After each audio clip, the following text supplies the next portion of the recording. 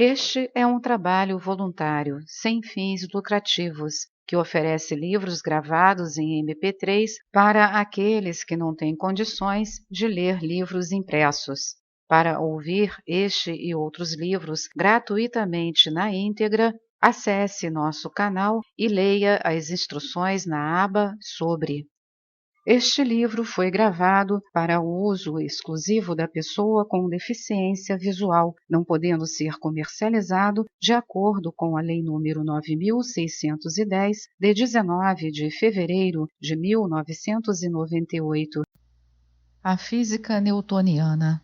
Até recentemente, quando as religiões orientais principiaram a ter um impacto maior sobre a nossa cultura, grande parte da nossa autodefinição, largamente inconsciente, se baseava na física de umas poucas centenas de anos atrás.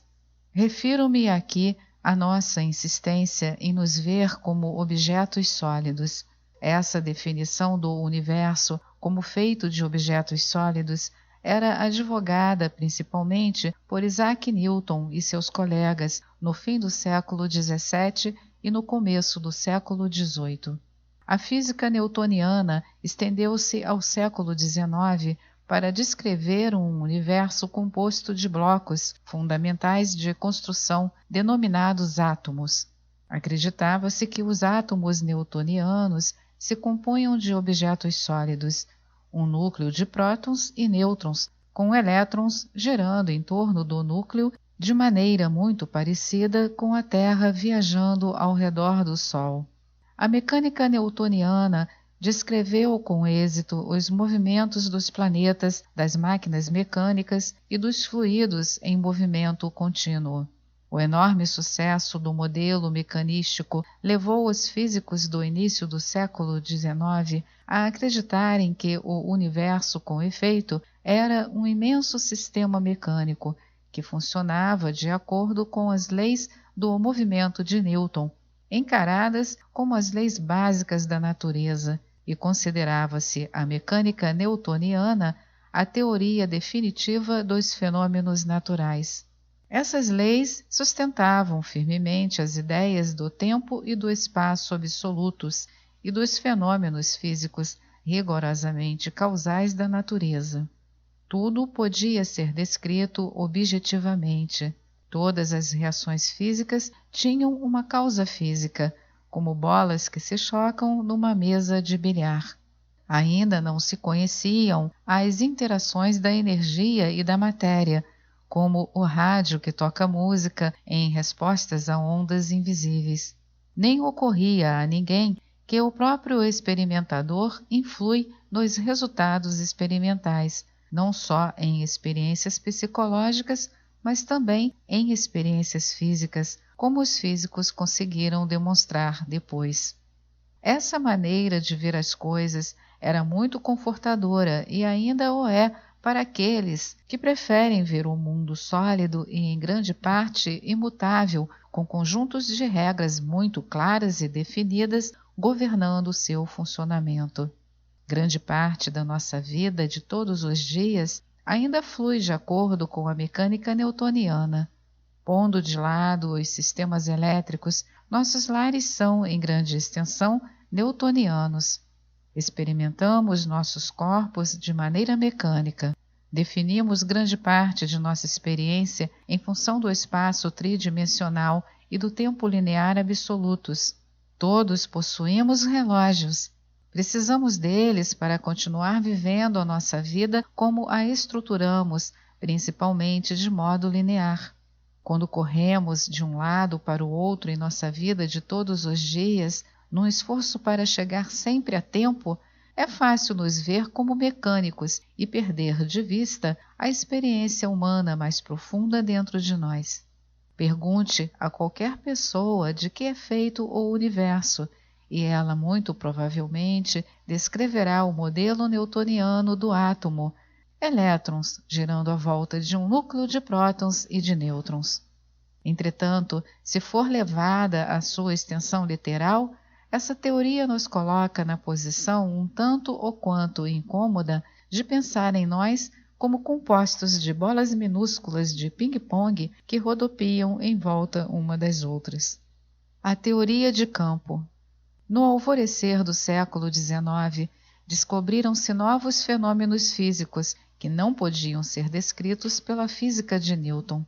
O descobrimento e a investigação de fenômenos eletromagnéticos levaram ao conceito de um campo. Definia-se o campo como uma condição do espaço capaz de produzir uma força. A antiga mecânica newtoniana interpretava a interação das partículas carregadas positiva e negativamente como prótons e elétrons, dizendo simplesmente que os dois tipos de partículas se atraem como duas massas. Entretanto, Michael Faraday e James Clerk Maxwell entenderam mais apropriado usar um conceito de campo e dizer que cada carga cria uma perturbação ou uma condição no espaço à sua volta, de modo que a outra carga, quando presente, sente uma força. Nasceu assim o conceito de um universo cheio de campos criadores de forças que interagem umas com as outras. Surgia, afinal, uma estrutura científica com a qual podíamos começar a explicar nossa capacidade de influir uns nos outros à distância, através de meios que não a fala e a visão. Todos temos passado pela experiência de pegar no telefone e saber quem está do outro lado antes de se pronunciarem quaisquer palavras. As mães sabem a miúde quando os filhos estão em dificuldade, não importa onde se encontrem. Isso pode ser explicado pela teoria de campo.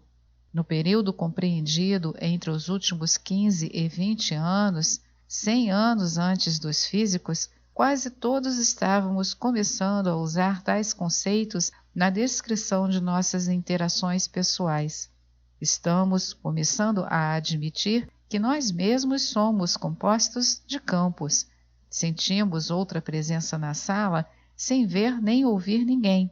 Falamos em boas ou mais vibrações, em mandar energia para os outros ou em ler os pensamentos dos outros. Sabemos imediatamente se gostamos ou não de alguém, se nos daremos bem ou mal com esse alguém. Esse saber pode ser explicado pela harmonia ou desarmonia de nossas interações de campo. A relatividade.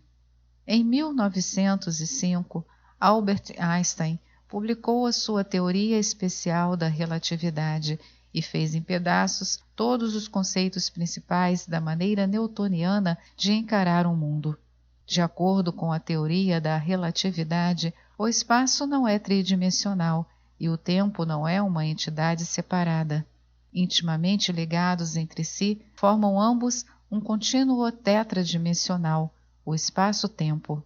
Assim sendo, nunca podemos falar em espaço sem falar em tempo, e vice-versa. Ademais, não existe um fluxo universal de tempo, ou seja, o tempo não é linear nem absoluto. O tempo é relativo.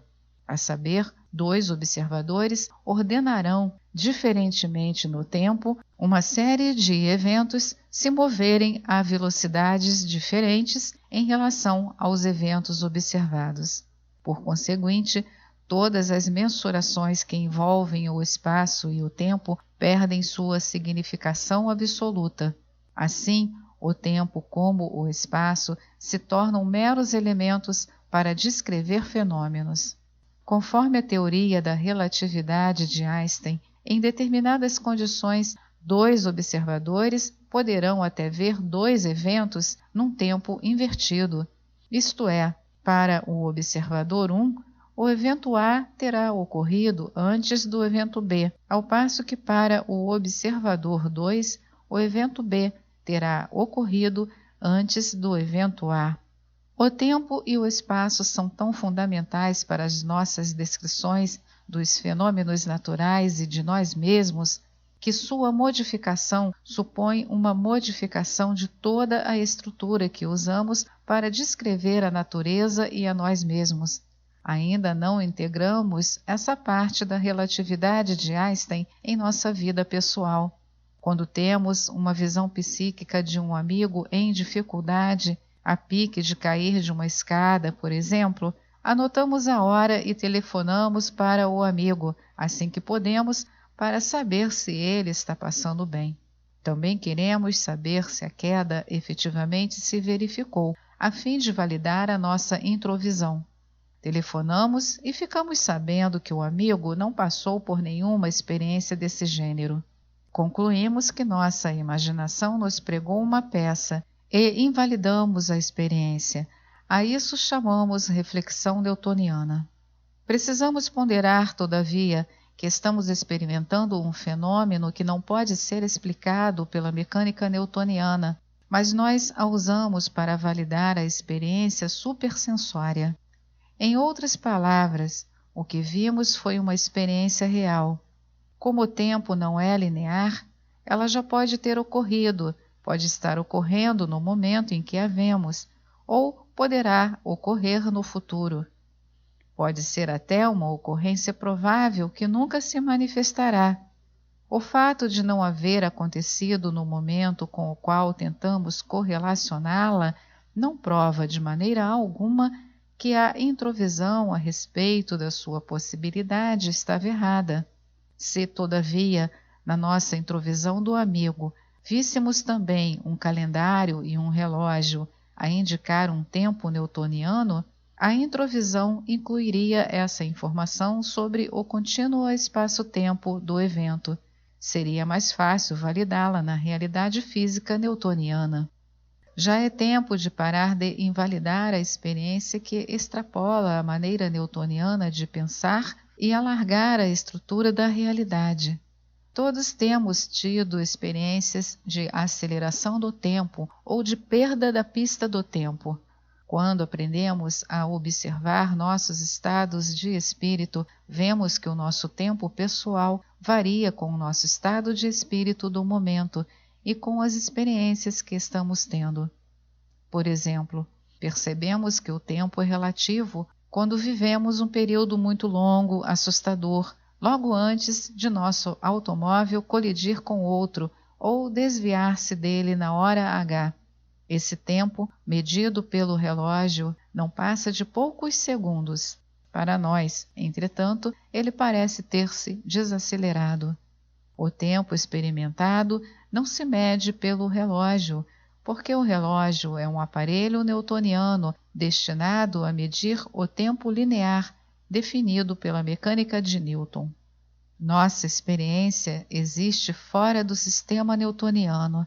Já experimentamos muitas vezes encontrar-nos com alguém depois de vários anos de separação, mas é como se tivéssemos acabado de vê-lo na véspera.